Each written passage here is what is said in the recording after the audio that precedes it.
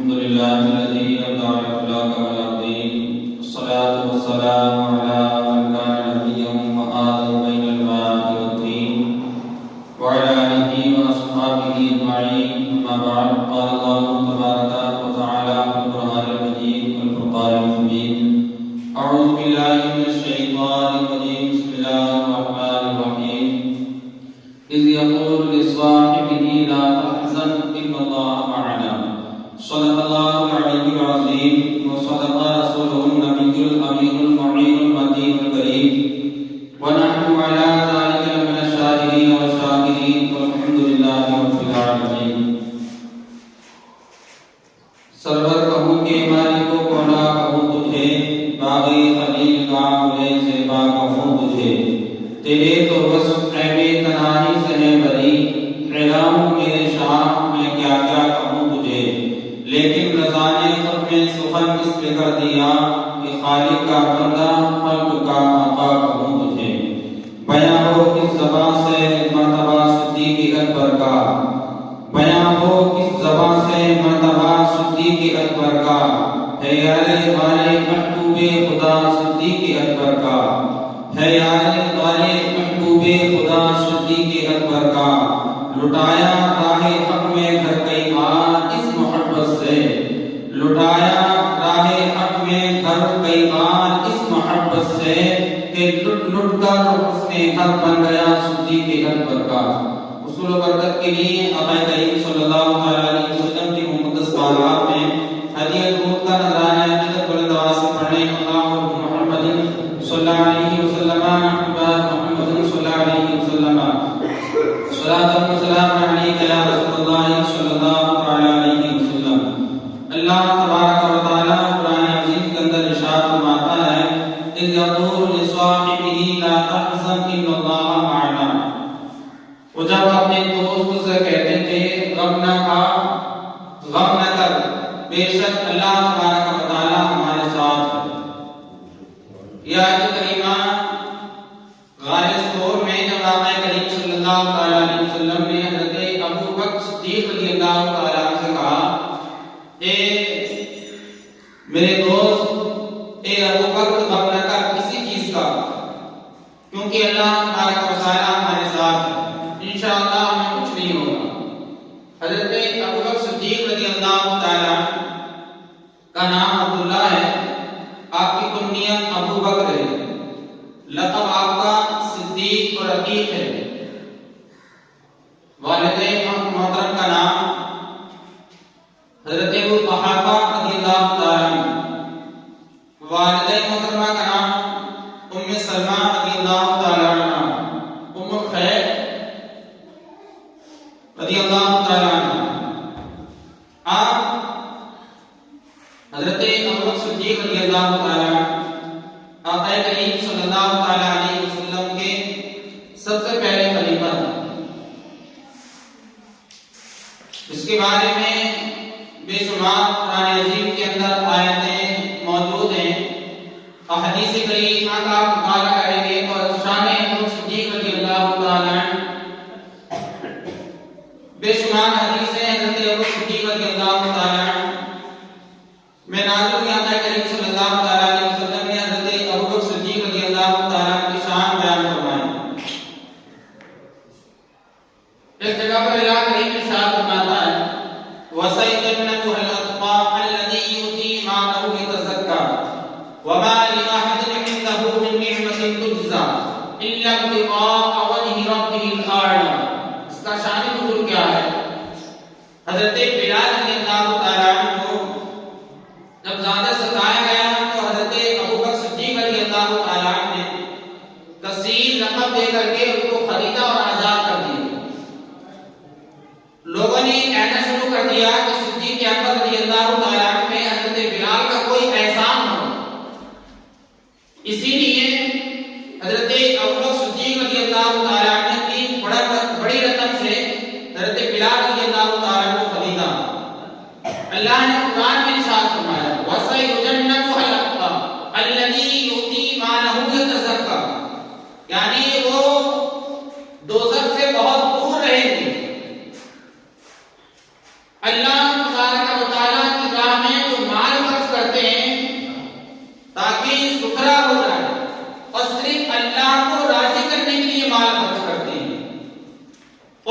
کسی کا کوئی احسان نہیں۔ اللہ تبارک و تعالیٰ قرآن عظیم کے اندر ارشاد فرما رہا ہے اس آیت کریمہ میں صاف صاف کہ حضرت ابو بکر صدیق رضی اللہ تعالیٰ عنہ میں حضرت بلال رضی اللہ تعالیٰ عنہ کوئی احسان نہیں تھا۔ انہوں نے جو مال خرچ کیا اللہ کی راہ میں تو حضرت بلال رضی اللہ تعالیٰ عنہ کو خرید کے آزاد کیا، اس کے علاوہ اور بھی غلاموں کو خرید کر کے ان کے رقم ادا کر کے اللہ کی راہ میں آزاد کر دیا۔ اللہ تبارک و تعالیٰ نے ارشاد فرمایا کہ ان کے اوپر کسی کا کوئی احسان نہیں، صرف اللہ کی رضا کے لیے انہوں نے یہ کام کیا۔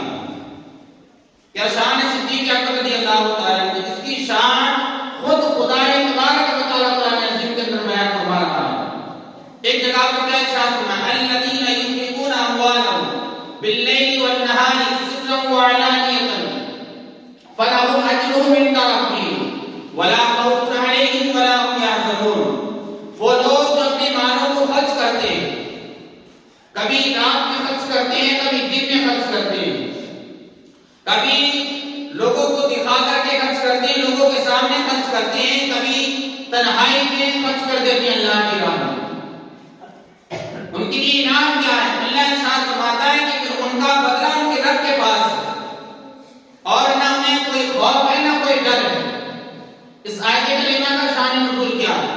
جب حضرت ابو بکر صدیق رضی اللہ تعالیٰ عنہ نے کلمہ پڑھا مسلمان ہوئے تو آپ کے پاس تقریباً 40,000 درہم و دینار تھے۔ آپ نے کیا کیا کہ 10,000 تو دن میں خرچ کیے، 10,000 رات میں خرچ کیے اور 10,000 لوگوں کے سامنے خرچ کیے اور 10 لوگوں سے چھپ کر کے اللہ کی راہ میں خرچ کیے۔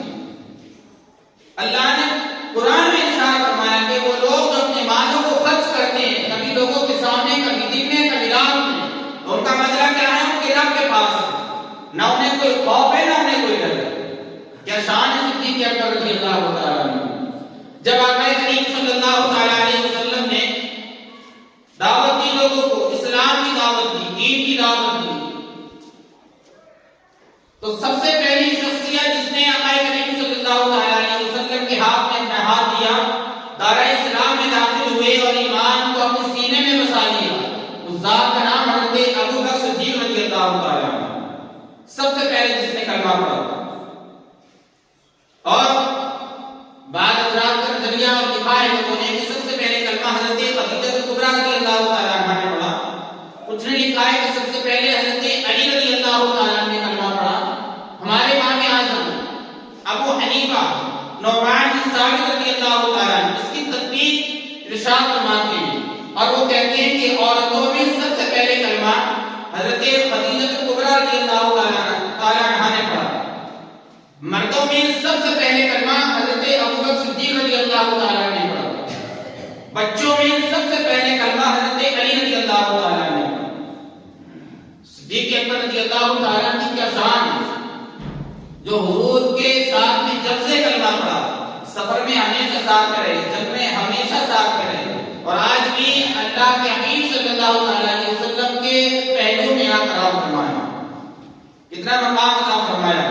حضرت ابو بکر صدیق رضی اللہ تعالیٰ عنہ، حضرت عائشہ صدیقہ رضی اللہ تعالیٰ عنہ، آقا کریم صلی اللہ تعالیٰ علیہ وسلم سے ارشاد فرماتی ہیں اللہ کے حبیب اللہ کے رسول صلی اللہ تعالیٰ علیہ وسلم، کیا کوئی ایسا بندہ بھی ہے جس کی نیکیاں اس آسمان کے تاروں کے برابر ہیں؟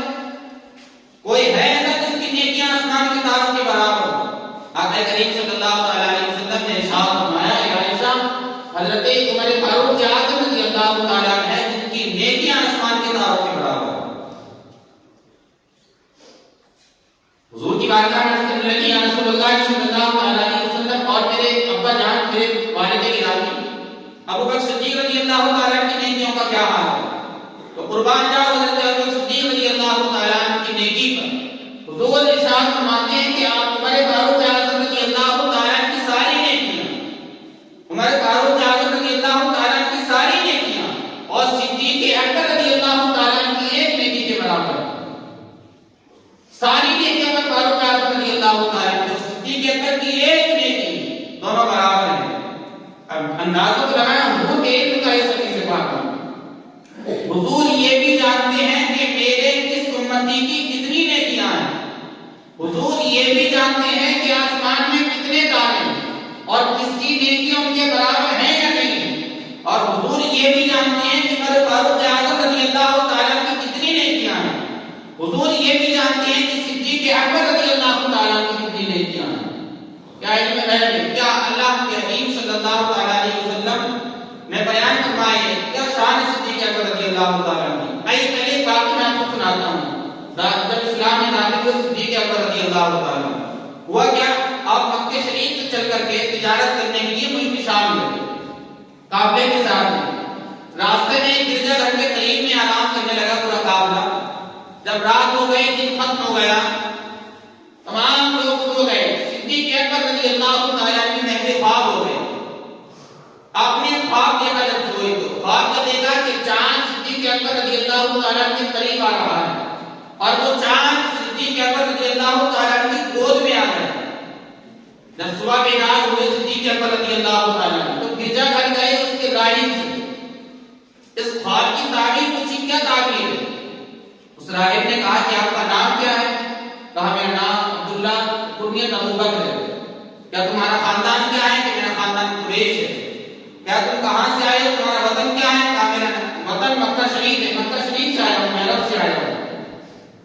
کہا کہ تمہارے خواب کی یہ تعبیر ہے کہ سب سے آخری نبی آخر الزمان محمد صلی اللہ علیہ وسلم تمہارے خاندان میں تشریف لے کر کے آئیں گے، اور جن کے تم روئے زمین پر جب تک لوگوں کے سامنے رہو گے، ان کے خلیفہ، ان کے دوست رہو گے، وزیر رہو گے ان کے، اور جب وہ حضور دنیا سے چلے جائیں گے نبی آخر الزمان، تو تمہیں اپنا خلیفہ وہ آقا کریم صلی اللہ علیہ وسلم کا خلیفہ بن جاؤ گے، جو آخری نبی آنے والے۔ تمہارے خواب کی تعبیر ہے۔ آقا کریم صلی اللہ علیہ وسلم کی بارگاہ میں مفتی صدیق اکبر رضی اللہ تعالیٰ حضور مسجد حرام میں تشریف فرماتے اور جا کر کے کہنے لگے، یا رسول اللہ صلی اللہ علیہ وسلم مجھے آپ کلمہ پڑھا دیجیے، دار اسلام میں داخل کر دیجیے۔ کلمہ پڑھایا صدیق اکبر رضی اللہ تعالیٰ۔ اس کے بعد میں کرنے لگے، یا رسول اللہ صلی اللہ علیہ وسلم ہر نبی کوئی نہ کوئی معجزہ لے کر کے آتا ہے، ہر نبی کوئی نہ کوئی معجزہ لے کر کے آتا ہے، کوئی مجھے معجزہ دکھا دے تاکہ میرے دل کو اطمینان ہو جائے۔ اب سنو، آقا کریم صلی اللہ علیہ وسلم بیٹھے مکے میں اور خبر کانٹی رکھ رہے ہیں ملک شام کی۔ کیا ہوا؟ صدیق اکبر رضی اللہ تعالیٰ سے فرمانے لگے آقا کریم صلی اللہ علیہ وسلم، اے صدیق، اے ابو بکر، اے عبداللہ ابن قحافہ کے بیٹے، تم ملک شام گئے تھے تجارت کے لیے قافلے کے ساتھ میں، رات میں ایک گرجا گھر کے قریب تم نے آرام کیا تھا، سارے لوگ سو گئے تھے، تم بھی سو گئے تھے، تم نے خواب دیکھا تھا کہ چاند تمہاری گود کی طرف آ رہا ہے اور گود میں آ گیا ہے، پھر تم صبح بیدار ہوئے تھے اور اس خواب کی تعبیر پوچھنے کے لیے تم راہب کے پاس گئے، راہب نے پھر تمہیں یہ بتایا تھا کہ آنے والے آخری نبی تمہارے خاندان میں تشریف لائیں گے۔ یہ معجزہ نہیں تو اور کیا ہے؟ مطلب حضور بیٹھے ہیں مکہ شریف میں، ابو بکر صدیق رضی اللہ تعالیٰ نے ملک شام میں، صدیق اکبر رضی اللہ تعالیٰ نے جو خواب دیکھا وہ حضور بیان فرما رہے ہیں، راہب نے جو خواب کی تعبیر بتائی وہ حضور بیان فرما رہے ہیں، ملک شام کی سفر سے گئے تھے حضور بیان فرما رہے ہیں، گرجا گھر میں راہب کے بارے میں حضور بیان فرما رہے ہیں۔ کہاں؟ مکہ شریف میں، ملک شام کے اوپر دے رہے ہیں آقا کریم صلی اللہ علیہ وسلم۔ یہ شان ہے صدیق اکبر رضی اللہ تعالیٰ۔ اور سنو، آقا کریم صلی اللہ علیہ وسلم سب سے پہلے خلیفہ صدیق اکبر رضی اللہ تعالیٰ نے، دوسرے حضرت عمر فاروق اعظم رضی اللہ تعالیٰ نے، تیسرے خلیفہ حضرت عثمان غنی رضی اللہ تعالیٰ نے، چوتھے خلیفہ حضرت علی رضی اللہ تعالیٰ نے۔ ان کو خلفائے راشدین کہا جاتا ہے۔ حضور کے 4 خلیفہ ہیں، خلفائے راشدین ان کو کہا جاتا ہے۔ سب سے زیادہ مرتبہ نبیوں کے بعد میں، انبیاء کے بعد میں، پوری دنیا کائنات میں سب سے زیادہ جس کا مرتبہ ہے صدیق اکبر رضی اللہ تعالیٰ کی ذات ہے۔ سب سے زیادہ مرتبہ جس کا ہے، کس کی ذات ہے؟ صدیق اکبر رضی اللہ تعالیٰ۔ تمام صحابہ سے افضل، تمام امتیوں سے، تمام نبیوں، تمام ولیوں سے، تمام لوگوں سے، نبی اور انبیاء کے بعد میں سب سے زیادہ مرتبہ صدیق اکبر رضی اللہ تعالیٰ عنہ۔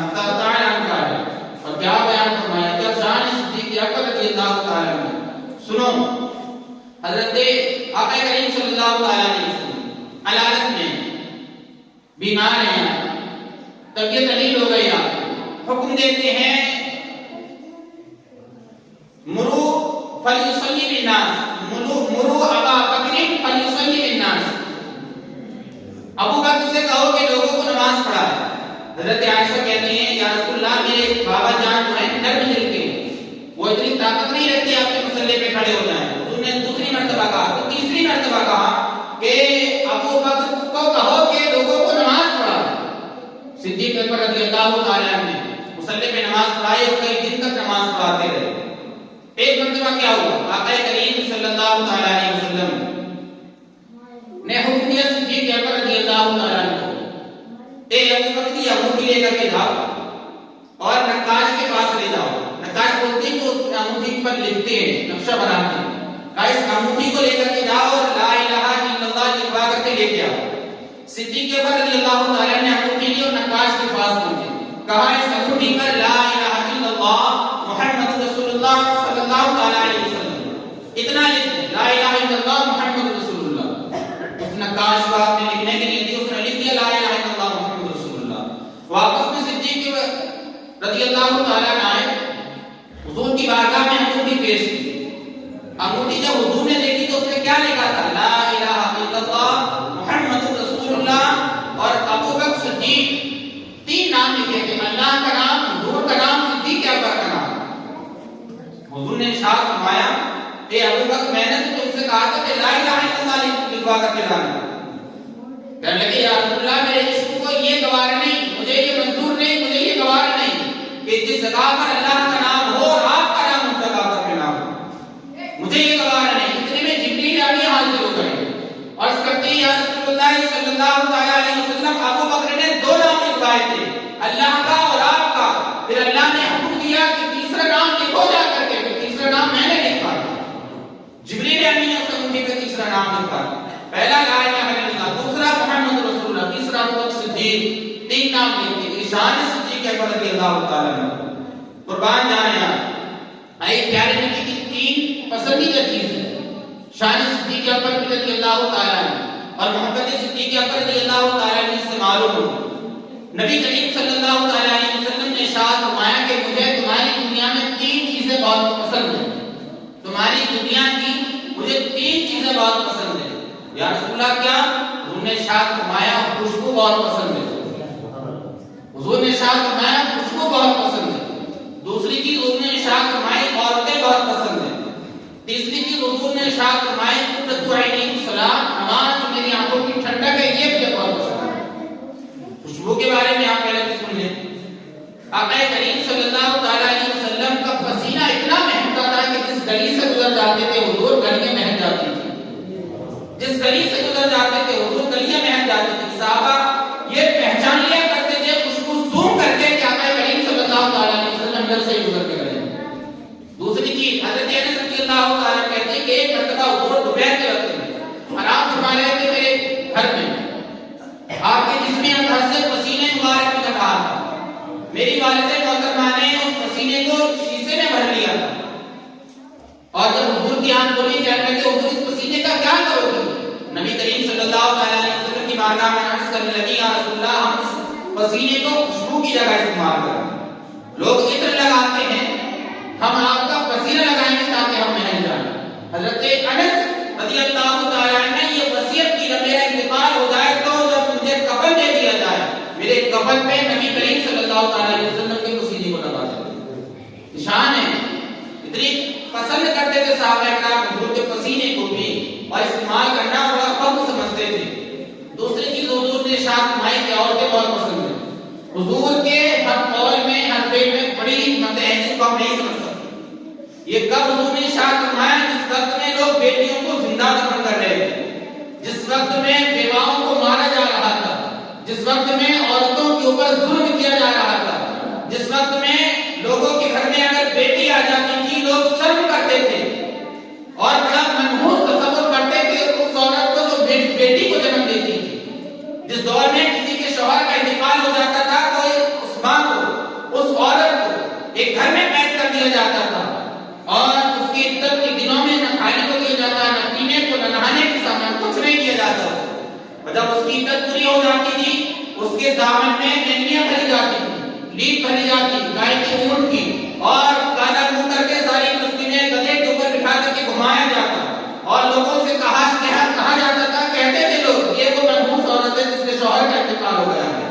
اس دور میں کہا تھا کریم صلی اللہ تعالی علیہ وسلم نے، جس دور میں کوئی انسان عورت کو بیان محبت سے دیکھنے کے لیے تیار نہیں، اپنی زندہ بیٹیوں کو جس دور میں لوگ دفن کر دیا کرتے تھے، اس دور میں کہا تھا کریم صلی اللہ تعالی علیہ وسلم نے میری بیٹی میری فاطمہ میرے دل کا ٹکڑا ہے، اور لوگوں کو بتایا کہ لوگوں یہ بیٹیاں زندہ دفنانے کی چیز نہیں ہوتی ہیں، جو بیٹیوں کی پرورش کرے، پالے، اچھے گھر میں ان کی شادی کر دے۔ حضور نے ارشاد فرمایا جو شخص دو بیٹیوں کے لیے ایسا کرے، اس طریقے سے یہ دو انگلیاں ہیں، کل قیامت کے دن میرے ساتھ میں بھی اسی طریقے سے وہ انسان ہے۔ جو انسان دو بیٹیوں کی پرورش کر دے، تعلیم دے، تربیت دے، اچھے گھر میں ان کی شادی کر دے، اس طریقے سے یہ دو انگلیاں آپس میں قریب ہیں، جتنا ہی قریب ہے وہ شخص میرے کل قیامت کے دن ہوگا۔ شان بیان فرمایا اور کہا بیٹی تمہارے گھروں میں آنا تو اللہ کی رحمت برستی ہے۔ جس دور میں لوگ بیٹیوں کو زندہ دفن کر رہے ہیں اور جس کے شوہر کا انتقال ہو جاتا تھا منحوس سمجھا کرتے تھے، حضور نے کہا حضرت خدیجہ کبریٰ رضی اللہ تعالی عنہا سے لکھا کرتے ہیں لوگوں بیواؤں کو بھی اس معاشرے میں عزت کے ساتھ جینے کا حق حاصل ہے، انہیں منحوس تصور نہ کیا کرو۔ اس دور میں کہا تھا حضور نے کہ عورتیں مجھے بہت پسند ہیں۔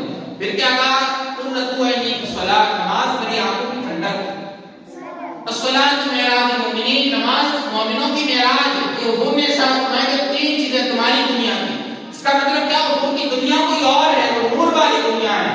حضور نے یہ کہا تھا کہ مجھے تمہاری دنیا کی تین چیزیں پسند ہیں۔ جب یہ بیان فرماتے صدیق اکبر رضی اللہ تعالی عنہ بول اٹھے یا رسول اللہ صلی اللہ تعالی علیہ وسلم مجھے بھی دنیا کی تین چیزیں بہت پسند ہیں۔ کیا پسند ہے؟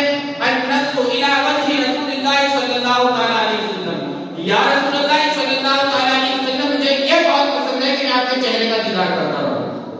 صدیق اکبر کہہ رہے ہیں یا رسول اللہ مجھے یہ بہت پسند ہے کہ میں آپ کے چہرے کی زیارت کرتا رہوں، دیدار کرتا رہوں آپ کے چہرے کو۔ اور دوسری چیز یا رسول اللہ مجھے انفاق علی رسول اللہ صلی اللہ تعالی علیہ وسلم، یعنی مال کو خرچ کرنا آپ کے اوپر، یہ مجھے سب سے زیادہ پسند ہے۔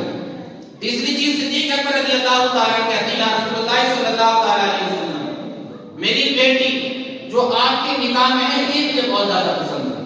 تینوں چیزیں صدیق اکبر رضی اللہ تعالی نے وہ بیان فرمائی جن تینوں چیزوں سے محبت رسول کا پیغام نکل رہا ہے، محبت رسول ظاہر ہو رہی ہے۔ یہ تینوں باتوں سے صدیق اکبر رضی اللہ تعالی کے ہر ایک جملے سے محبت رسول کا پیغام جا رہا ہے، یہ چیزیں پسند تھی۔ صدیق اکبر رضی اللہ تعالیٰ جب دنیا میں تشریف لائے اپنی والدہ محترمہ کہتی ہیں جب آئے تو دنیا میں تو ایک پیاری آواز آئی تھی، اے عورت تجھے مبارک ہو تجھے، تیرے گھر میں ایسا بچہ آنے والا ہے، ایسا بچہ آنے والا ہے تیرے گھر میں جس کا لقب عتیق ہوگا، جہنم سے آزاد کر دیا گیا ہے، اور جو دنیا میں آقا کریم صلی اللہ تعالیٰ علیہ وسلم کا آخری نبی کا سچا دوست بن کر رہے گا۔ یہ غیبی آواز آئی صدیق اکبر رضی اللہ تعالیٰ کی۔ ایک اور خوبصورت روایت، اب تو گیا لیکن خوبصورت روایت شان مستقل ہے موضوع کے تحت اور بہت پیاری۔ صدیق اکبر رضی اللہ تعالیٰ کو جب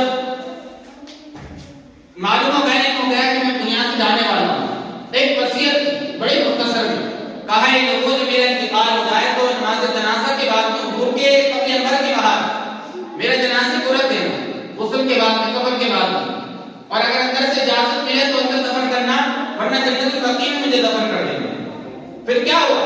آپ کو غسل دیا گیا، کفن دیا گیا، اس کے بعد میں حضرت عمر فاروق رضی اللہ تعالیٰ نے نماز جنازہ پڑھائی، پھر کہا یا رسول اللہ آپ کا دوست آپ کی بارگاہ میں حاضر ہے اور اندر دفن ہونے کی اجازت چاہتا ہے۔ اب قبر انور سے آواز آتی ہے ادخل الحبیبہ الی الحبیب فإن الحبیبہ الی الحبیب مشتاق، یعنی دوست کو دوست سے ملا دو، اس لیے کہ دوست سے ملنے کے لیے مشتاق ہے۔ جو گھر کے اندر موجود ہوتا ہے وہی باہر آواز دیتا ہے، کوئی دروازے پہ آواز لگاتا ہے، کوئی آپ کے دروازے پہ آ کر کے کھڑا ہو جائے، کوئی ہے آپ مکان کے اندر، آپ اگر ہوں گے مکان کے اندر تو بولیں گے ہاں میں ہوں، بلا تفصیل آقا کریم صلی اللہ تعالی علیہ وسلم قبر انور کے اندر زندہ ہیں، ہمیں ان کی زندگی کا شعور نہیں، اور آواز دے رہے صدیق اکبر رضی اللہ تعالی عنہ کیا میرے صدیق کو ملا دو مجھ سے، اس لیے کہ میں خود اپنے دوست سے ملنے کے لیے مشتاق ہوں۔ یہ شان صدیق اکبر رضی اللہ تعالیٰ عنہ کی۔ حضور ارشاد فرمانے لگے کہ جنتی ہونے کی 365 نشانیاں ہیں۔ ابو بکر سے کہتے ہیں کہ ابو بکر 365 نشانیاں ہیں جنتی ہونے کی، جس میں ایک بھی پائی جاتی ہے وہ جنتی ہوتا ہے۔ صدیق اکبر رضی اللہ تعالیٰ عنہ کہتے ہیں یا رسول اللہ میرے اندر کوئی نشانی ہے؟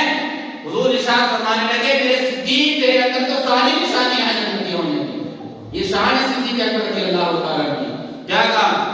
اذا قول لصاحبی لا تحزن ان اللہ معنا، جب اپنے دوست سے کہتے تھے، اپنے دوست سے بارے صورت میں کہتے تھے غم نہ کرو اللہ تبارک و تعالی ہمارے ساتھ ہے، جن کے بارے میں قرآن کریم میں آیت کریمہ نازل ہوئی ہے۔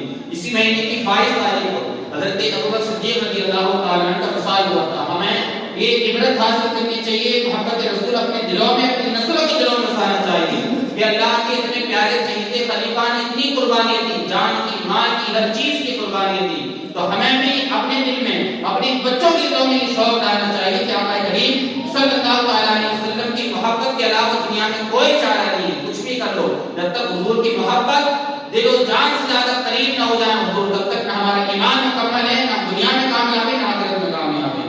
اللہ تبارک و تعالیٰ کی بارگاہ میں دعائیں پروردگار یا رب میری کمی کی وجہ سے غلطیاں ہو گئی ان کو معاف فرما کر صحیح کو اپنی بارگاہ میں قبول فرمائیں۔ آقا کریم صلی اللہ علیہ وسلم کی پیاری پیاری سنتوں سے عمل کرنا، ان پہ محبت کرنے کی اور ان پہ عمل کرنے کی توفیق عطا فرمائیں۔ استغفر اللہ ربی من کل ذنب و اتوب الیہ۔